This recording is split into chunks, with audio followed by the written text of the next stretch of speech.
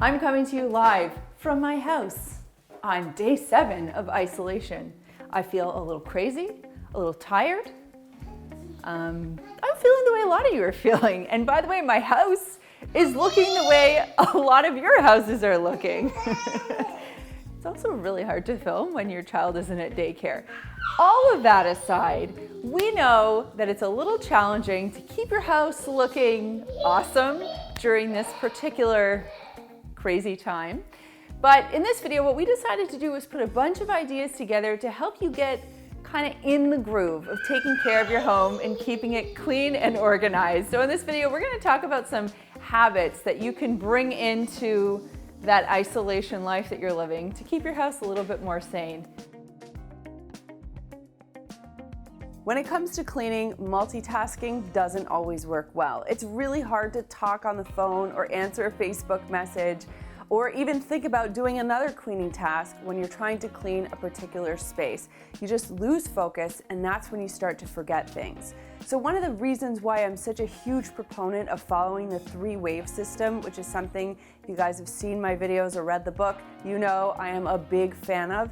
It's because it keeps you focused. It tells you exactly where you need to be and what you need to do each time so that you don't get off track. If your house is feeling overrun with drawers filled with random stuff, 2 things. First of all, you gotta empty out those drawers, sort through the items, and get rid of the stuff you don't need. And second of all, you've got to eliminate the concept of a junk drawer, cupboard, closet, dresser, whatever, in your house.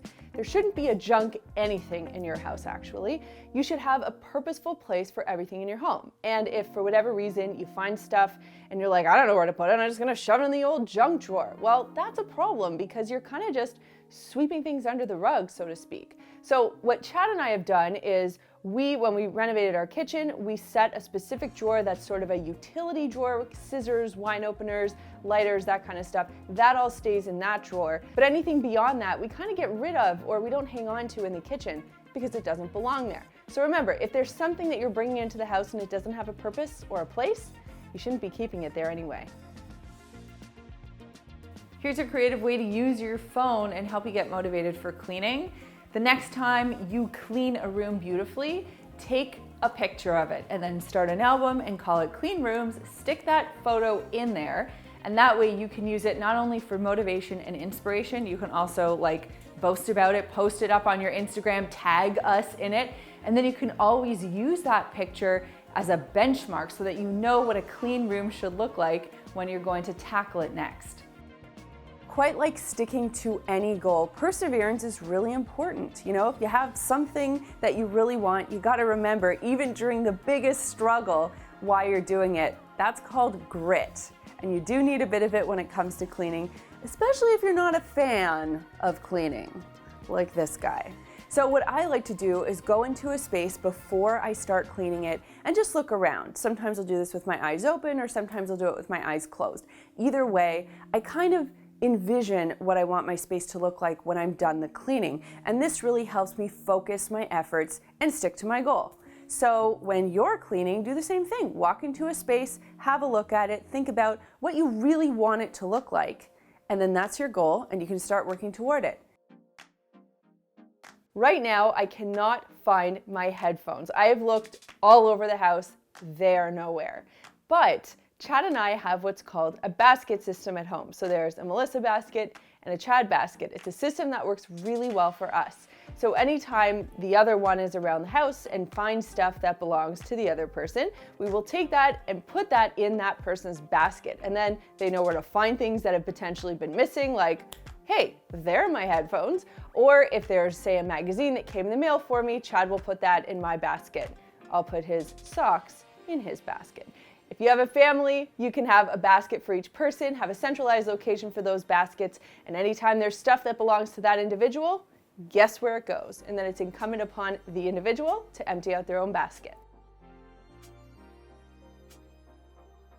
As a recovering slob, I'm willing to admit to you that when I used to get home and change, I used to throw my clothes on the floor and put blinders on, put my pajamas on, and forget about the wardrobe situation. But the truth of the matter is, as soon as there's one garment on the floor, there's like 100. And the next time you need that good shirt or skirt to wear somewhere, it's in the corner, wrinkled and stinky. So the best habit that I got into in terms of clothing was as soon as I got home and changed, I put my clothes either in the dirty laundry, I hung them up, or I put them away. That way I don't have the wardrobe situation anymore. My floor stays a lot cleaner and my clothes stay cleaner for longer. You know, furniture is in a space so that it can fill it out and it could look good, but it is not there as a storage solution for all of your stuff. And I'm guilty of this too. I'll come in and I'll put something down and then I'm too lazy to deal with it later. And unfortunately, that's when things start to pile up. So the habit here is to keep your furniture surfaces as clear as possible. If you have stuff that's on there, say a lamp or a decor item, it's there deliberately. But anything else really doesn't belong there, so make it a habit not to put down stuff on a furniture surface. Let's say you don't have a lot of time at home, but you still want to clean or at least keep dust at bay. Well, what you can do is pick one piece of furniture every day and dust it. You don't have to spend hours and hours cleaning or even half an hour. Just get yourself a microfiber cloth, and might I recommend a Maker's microfiber cloth, some water or a little bit of all-purpose cleaner, and dust that one item. You can probably do it during a commercial break or when you have a couple of spare minutes, like you're waiting for, your microwave to beep or something like that. There's always a couple minutes that you can squeeze in some cleaning, and dusting one item a day will help ensure that your surfaces are dust-free. Something I will happily admit to struggling with is procrastination. Cleaning is not my favorite thing, and it is really easy to put off a cleaning job, whether it's folding laundry or cleaning up the kitchen. But I know that every time I delay doing it, it just kind of builds up and adds to my stress level. So especially when you're at home, try to just do it now. Don't participate. You should participate. Don't procrastinate. I am going to be telling myself that over the next little bit. That's going to be my mantra. Just do it now, get it done. Because if I don't, my house is going to feel like it's upside down. And I want it to feel orderly and good so that I can feel orderly and sane and peaceful during this time. Next up is getting into the habit of putting your dishes in the appropriate spot after you've finished eating. So whether it's in the dishwasher or hand washing your dishes, re-envision the way that you enjoy a meal. Obviously, you prep the meal. Sometimes that's fun. For me, it is. For other people, it's not. Whatever. Eating the meal is fun for everyone, unless you're two and you hate everything but, white bread. But then the third part has to be rinsing and putting that dish where it belongs, dishwasher or drying rack. That way, you're not going to have the piles of dishes lying around all over the kitchen. Easy habit to form. A lot of us don't think about the back end of cleaning. Like once we're finished doing it, then what? We just have to move on to the next room. It can feel like such a thankless job. So when you finish cleaning a room and you feel really good about it, stop, celebrate yourself, treat yourself. Make sure that you feel really good about what you've just cleaned so that you can take that feeling and bring it with you. Yes, darling. Oh, you're gonna push your baby. So make sure that you do that so that way you feel motivated and encouraged to go on to the next room, because if you don't take the time to celebrate the work that you've done and treat yourself accordingly, you're just not going to get it done. I know this is a challenge for me too. I have a lot of things going on and then the dryer buzzes, but here's what happens. If I leave my clothing in the dryer, it sits, it settles, the heat starts to dissipate and wrinkles set in. And then I'm just left with a pile of laundry, which I will get to at some point in the future, which usually never comes. And then I just have a pile of laundry that I need to deal with, and it just perpetuates from there. Instead, what I found works is as soon as that buzzer goes off, I pull the clothing out and I fold it and put it away immediately. Not only does it help prevent wrinkles, but it means that the folding is actually going to get done right then and there. Because I can promise you, if it's not done when the buzzer goes, there's a really good chance you're going to put it off for another time, which might never come. This is one of those habits that I learned many years ago when I was working as a waitress at a steakhouse, and it has stayed with me ever since when it's coming to cleaning or laundry or organizing or anything around the house. And that is, your hands always need to be full. The way this worked in the restaurant was, if your hands were empty, your manager would give you the old stink eye. So it basically told you, okay, I better go water some tables, I better go clear some dishes, I better go run some food. You could not be idle when you were working at this restaurant. So when it comes to taking care of your house, what I like to do is make sure I always have something in my hands wherever I'm going. So for example, I'm standing in our family room right now, I see a couple of dishes. On my way out, I'm gonna grab those dishes and take them to the kitchen, and then I'll get on with my business. And what this does is it kind of helps keep up the traffic flow of stuff in the house. And if you live with other people, you can try implementing this rule with them. And if you have kids, this is a great thing to teach them from a young age. Making your bed each day is one of the best habits that you can get into.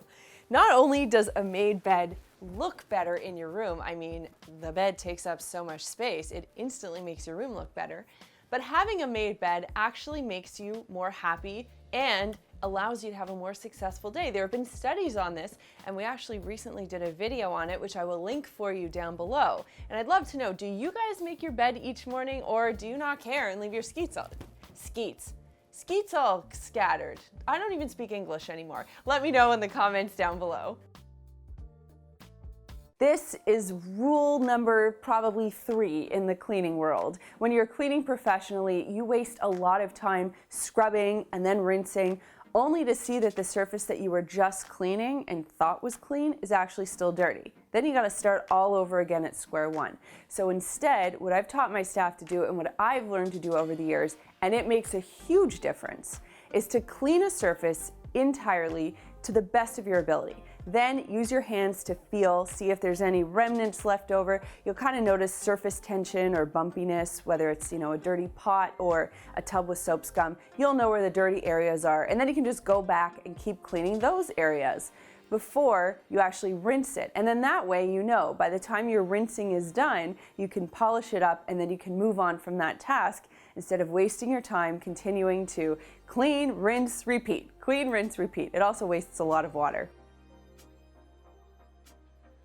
If you find the idea of cleaning your entire house overwhelming, I get it. I am right there with you. But what I can do is spare 10 minutes a day, and hopefully you can squeeze 10 minutes a day in as well. And frankly, even if it's not 10 minutes and it's 5 minutes, or if you can do 20 minutes a day, even better. As long as you're doing something each and every day, your house is going to be in a much better state.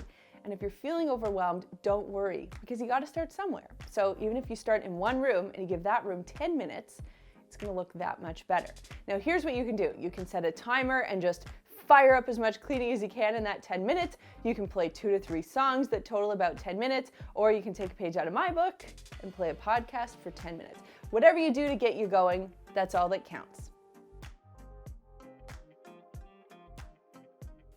If we've learned anything over the last little while, it's so important to read the labels. If you have a product and you're not 100% sure how to use it, just flip the bottle over.